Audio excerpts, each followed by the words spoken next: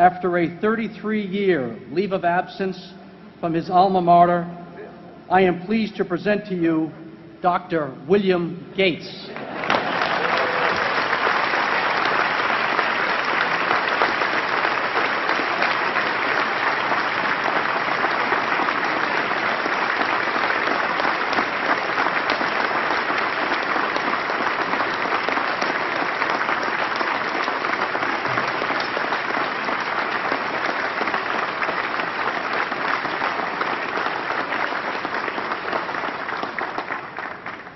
Thank you. President Bach, former President Rudenstein, incoming President Faust, members of the Harvard Corporation and the Board of Overseers, members of the faculty, parents, and especially the graduates. I've been waiting more than 30 years to say this. Dad, I always told you I'd come back and get my degree.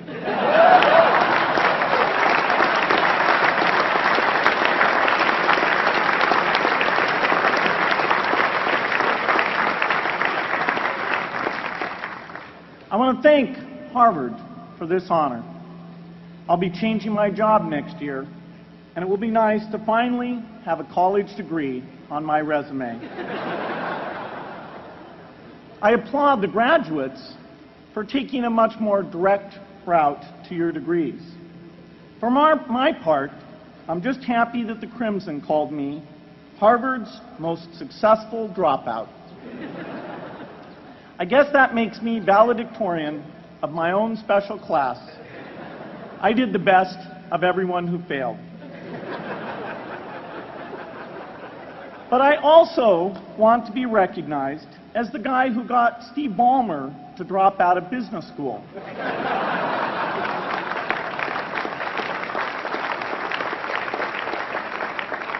I'm a bad influence. That's why I was invited to speak at your graduation. If I'd spoken at your orientation, fewer of you might be here today.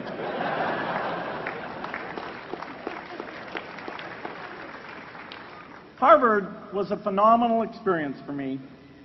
Academic life was fascinating. I used to sit in on lots of classes that I hadn't even signed up for. And dorm life was terrific.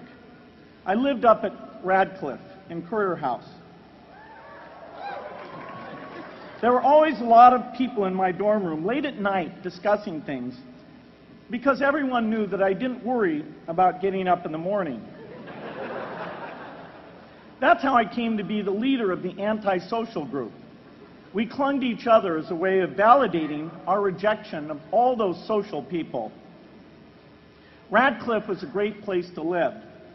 There were more women up there, and most of the guys were math science types.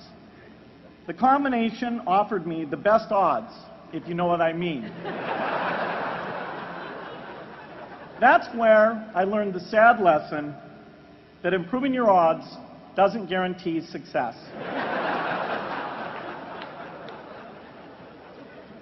One of my biggest memories of Harvard came in January 1975 when I made a call from Currier House to a company in Albuquerque, New Mexico that had begun making the world's first personal computer. I offered to sell them software. I worried they would realize I was just a student in a dorm and hang up on me. Instead, they said, "We're not quite ready. Come see us in a month," which was a good thing because we hadn't written the software yet. From that moment, I worked day and night on the extra credit project that marked the end of my college education and the beginning of a remarkable journey with Microsoft. What I remember above all about Harvard was being in the midst of so much energy and intelligence. It could be exhilarating, intimidating, sometimes even discouraging, but always challenging. It was an amazing privilege, and though I left early, I was transformed by my years at Harvard, the friendships I made, and the ideas I worked on. But taking a serious look back, I do have one big regret.